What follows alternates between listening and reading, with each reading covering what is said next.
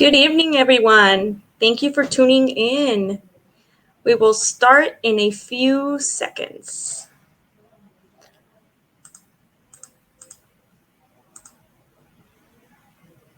I'm going to wait a little bit until more folks join the stream.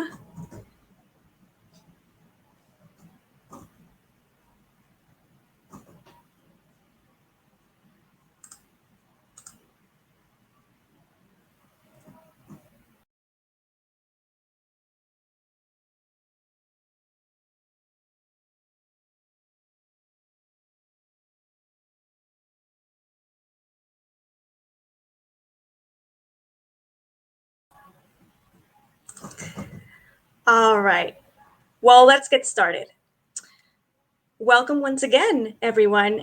Today's presenter is Marcos Luna with Clean Energy Fuels, and he is here to provide us with more information regarding the VW Mitigation Fund grant program and how it can help you transition your fleet into clean trucks. Welcome, Marcos. How are you today? I'm doing very good. How are you guys? Doing excellent too. Before we get started, I just want to mention that during this live event, we're going to cover program guidelines, grant roadmap, clean trucks available for purchase, the breakdown of deadlines and milestones by area. And please feel free to ask any questions or provide comments during this live stream. We will have a Q&A portion after the presentation to address them. And for those that prefer to send their comments via email, please send them to carla@harbortrucker.com or eric@harbortrucker.com.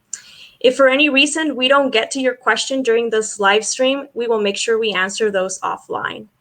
And we will also post an FAQ in the coming days so that you can have that available. Well, without further ado, Marcos, take it away. Thank you. Well, thank you everyone for joining, and thank you to the HTA for the invite. I want to talk today about the VW Mitigation Fund, which is a fairly new grant program that is designed to help mitigate toxic emissions from the air coming from trucks, ships, and trains. I'll be talking primarily about trucks and the combustion side of the grant program. The fees or the funding for this program came from fees paid by VW from some years ago, the scandal that they had with their emissions technology. This program allows you to turn in 1992 to 2012 model year engine trucks, which covers 1993 to 2013 model year trucks.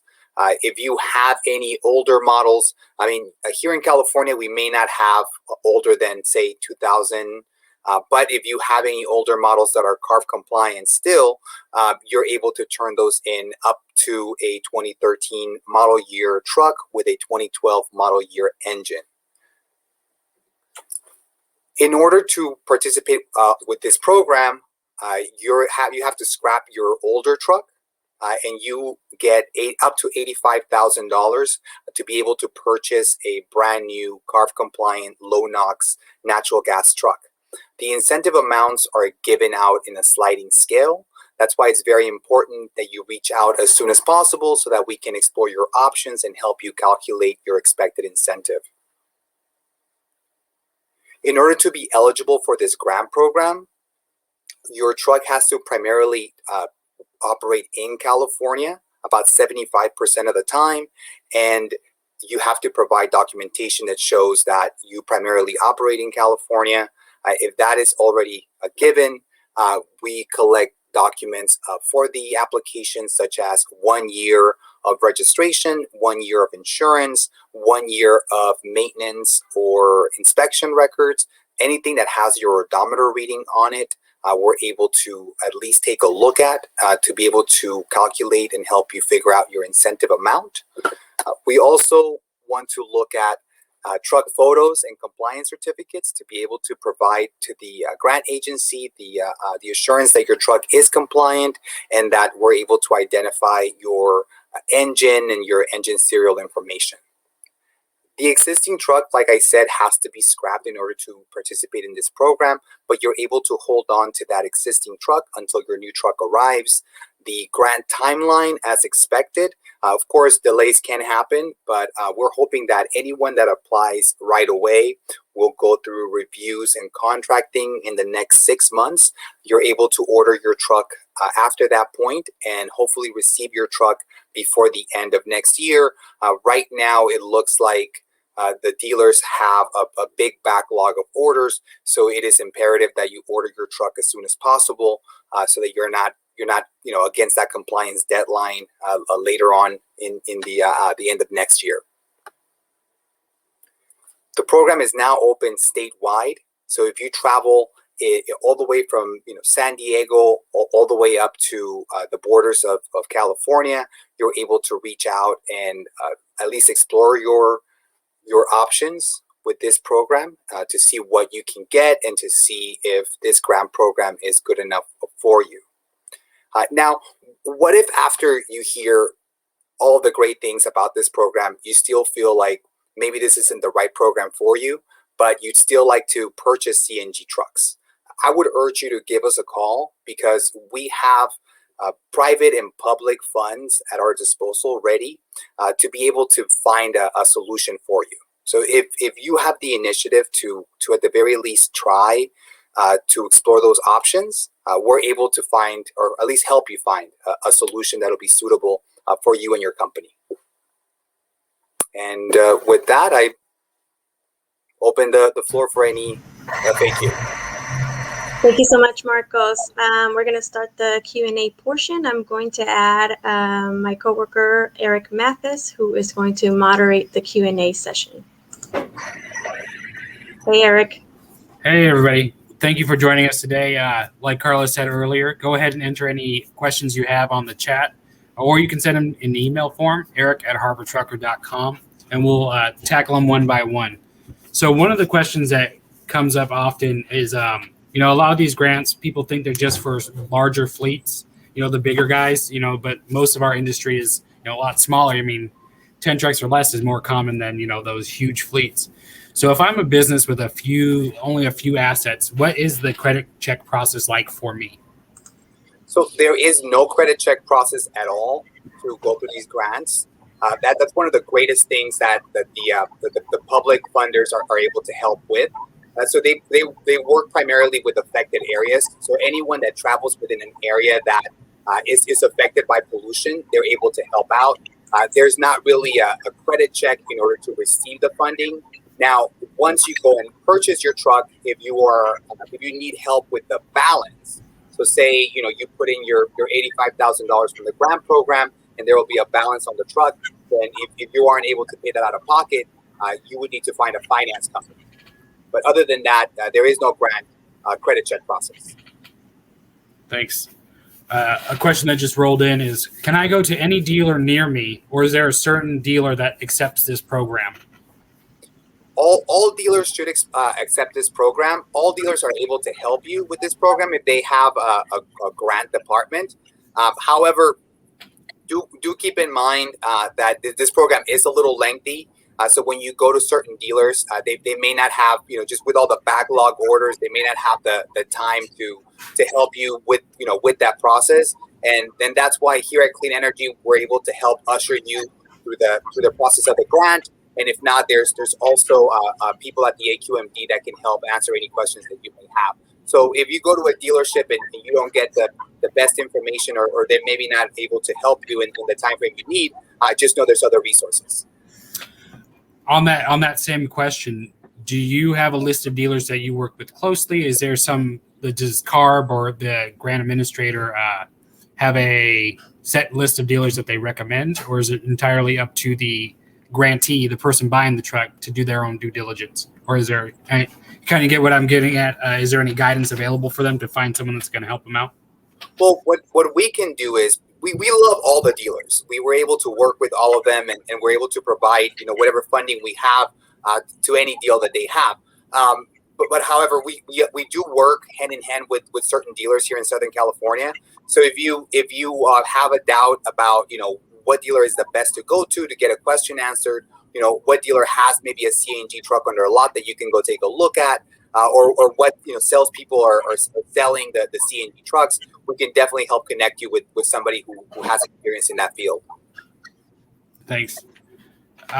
Another question that's here is, what happens if my truck was leased? So I think they're referring to the truck that has to be scrapped and gotten rid of. What if it was under previous lease?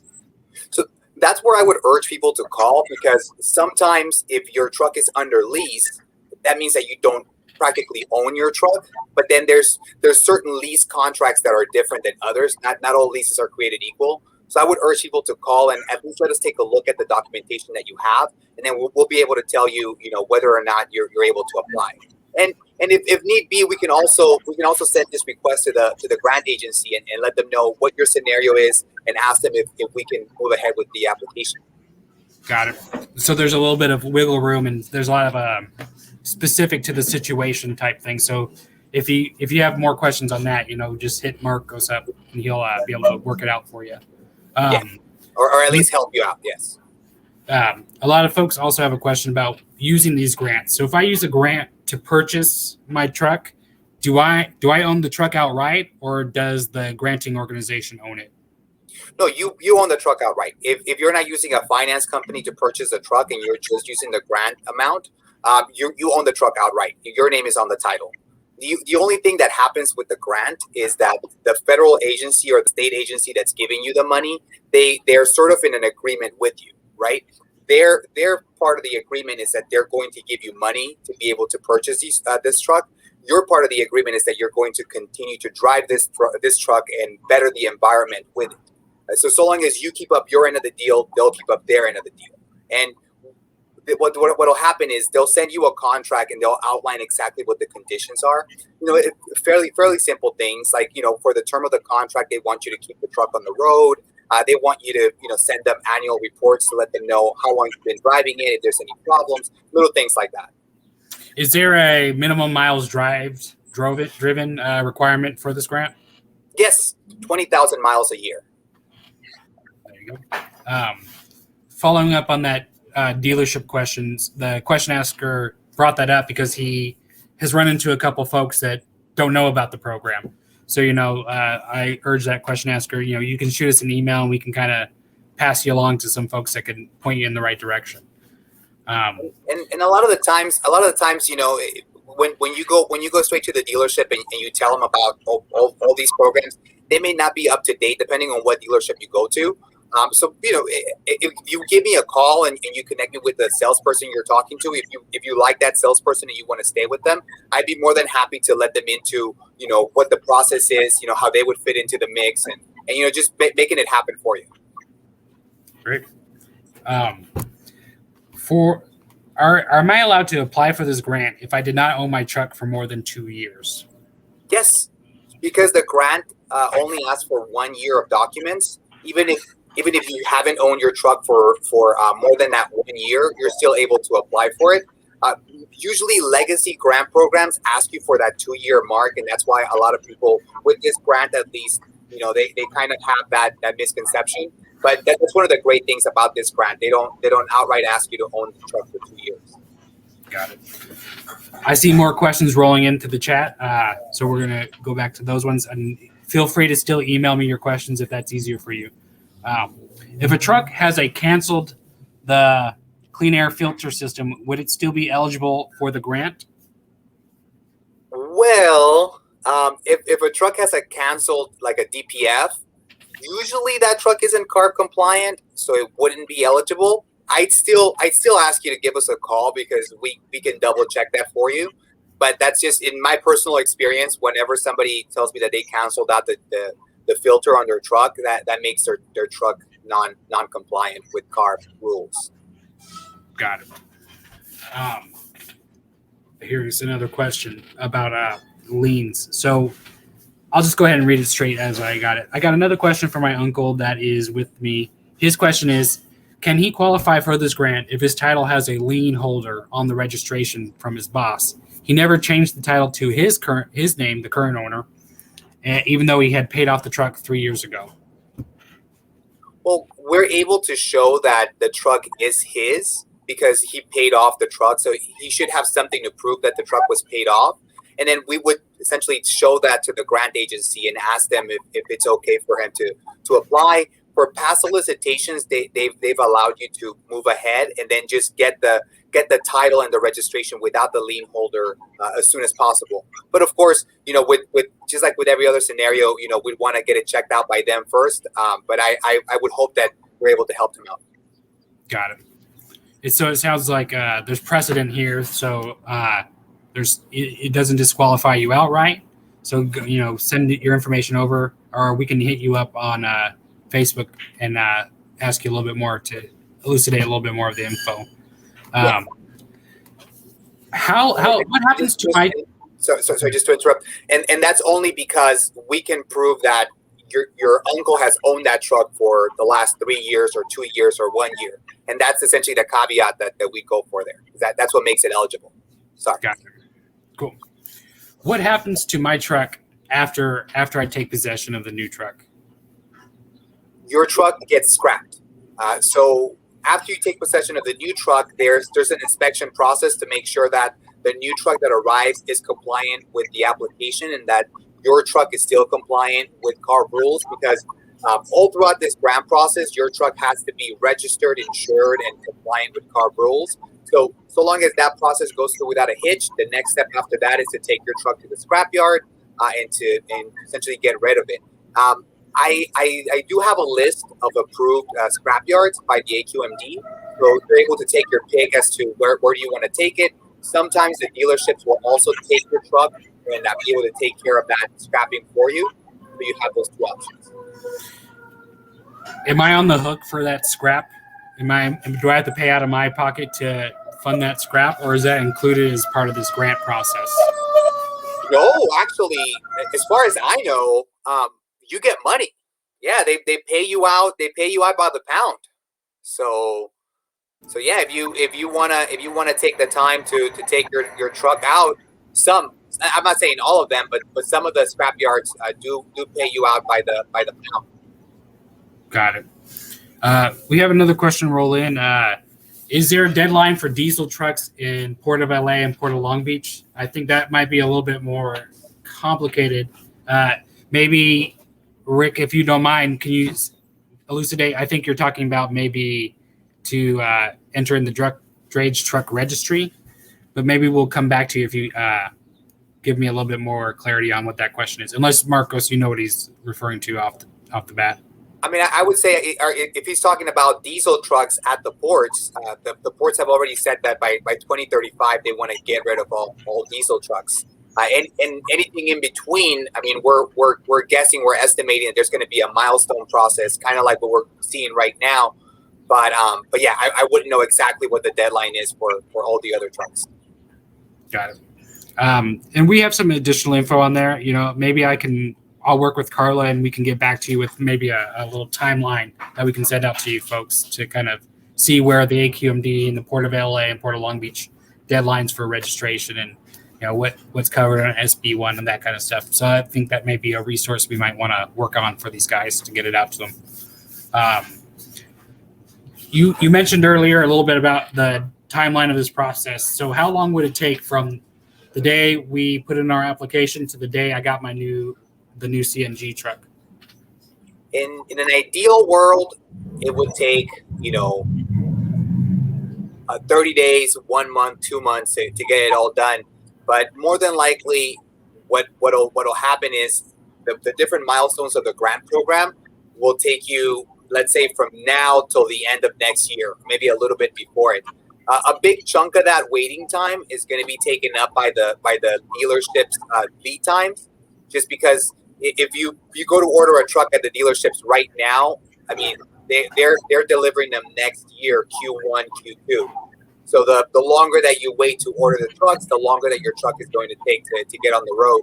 So realistically speaking, if you are putting in your application now, you'll probably be able to keep driving your trucks up until the compliance deadline, which is when your trucks will probably be here. Got it. Are there any extra incentives to use of this grant? I know that some of the funding is stackable or You can double dip in some places. Can you let us know if I can stack this grant with another? I looked into that, and I could be wrong. I'll double check on that. But the last time I checked, VW grants weren't stackable with any other public fund, just because they come out of the same bucket. I'll double check that and follow up with you guys. There's a possibility to couple this with any sort of private incentive funding that you can get, which will help you draw down that value. Most of the time when you're trying to put a public grant with another public grant, it sort of doesn't work, because they all want to take what do you call it? They all want to take credit for the emission benefit of your truck. So then you'll have essentially, two grant agencies feuding to see who's going to get the lion's share, right? So, Yeah. But any private incentive funding. So Clean Energy, we're able to help you with lowering or mitigating that out-of-pocket expense on that equipment. So I'd urge anybody that is looking for ways to stack those funds so that they can lower their out-of-pocket, to give us a call anytime and find out their options. Thanks. We went a little bit over our allotted time, but since there's some more questions, feel free to keep sending them on in, and we'll keep going until folks say, hey, we've heard enough from you. Do you guys help with the process to apply for the grant? And if so, who can we reach out to?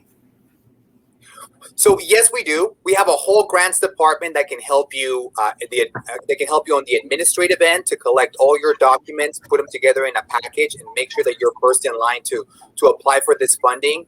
We have that same department that can help you throughout the process if there's any reviews that you need help with.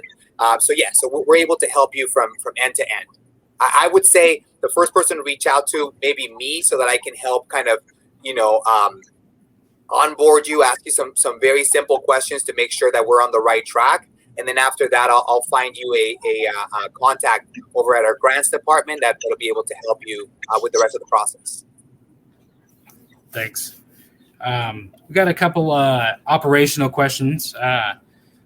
Comparing to diesel, how does a CNG truck compare duty cycle wise? Duty cycle wise, the way that I view that is, if your truck is going from the Port of LA to San Bernardino daily, your duty cycle is 1 or 2 moves per day, and that's what you've been doing with your diesel truck, and that's what you consider your daily route to be. Maybe it's 3 moves per day. What I can tell you is with the CNG trucks, you'll be able to do the exact same thing. So you're able to follow the exact same duty cycle, because you're able to refuel anytime that you need fuel. You're able to have trucks with a range of anywhere from 300 to 1,000 plus miles in range. So you're able to carry out whatever duty cycle you need. Got it. On the fueling aspect, I'm currently doing wet hosing diesel at my yard. How is that going to change for someone that's going to switch to a CNG truck? That's a really good question. I run into that a lot with transportation companies that say, diesel is very easy for me. Why should I have to change to natural gas? This is the way that I fuel. Is it going to be any different? And what I say to them is, nothing fundamentally has to change. It's just about finding the right solution for you. So it all starts with us sitting down and discussing what your fleet looks like, what your forecast looks like, and what is going to be the best way for you to obtain your fuel. If wet hosing or on-site fueling is the best for you, we're able to provide that. We're able to help you find whatever option is best for you. We're one of the biggest, or I should say, we're the biggest private provider of natural gas in the country. So we're able to pull a lot of strings. Got it. That's kind of rounding out our questions. Just kind of some final comments. A lot of folks that I've talked to that are owner operators say that they feel kind of left out on some of these grants. They always feel like it gets snatched up by all the big guys. Are you finding that smaller fleets or quote unquote micro fleets are getting their share of the pie on this one? No, and really the reason why they're not is it's not because of who they are, how much money they make, what accounts they hold. It's the administrative end of things. If I can give any fleet listening advice, is make sure that your record keeping is up to date, because the bigger companies, they have whole departments that take care of, filing away documents that have readily available, records for the last 2, 3, 5 years. But, your regular mom and pop, they're focused more on keeping the accounts happy. They're focused more on keeping their guys on the road. And sometimes the record keeping, doesn't take the lion's share of attention, right? So if I could give anybody advice is, look over your records to make sure that everything is where it's supposed to be, because that's going to be crucial when applying for any of these grants. Got it.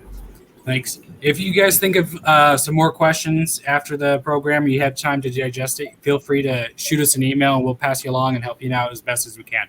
But with that, I'll give it the stage back to Carla. Awesome. Well, thank you everybody for joining today's live stream. And I want to thank you, Marcos, for providing this valuable information. If anybody wants to get in touch with Marcos, his contact information is on the screen right now. His phone number is 562-338-8025. And his email is marcos.luna@cleanenergyfuels.com. And with that, goodbye, everyone. Thank you so much for joining. Goodbye. Bye.